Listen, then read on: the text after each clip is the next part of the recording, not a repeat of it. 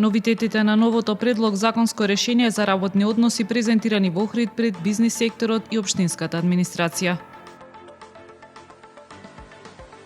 Со набавката на градежна машина, јавното претпријатие Охридски комуналец самостојно ја одржува депонијата Букова.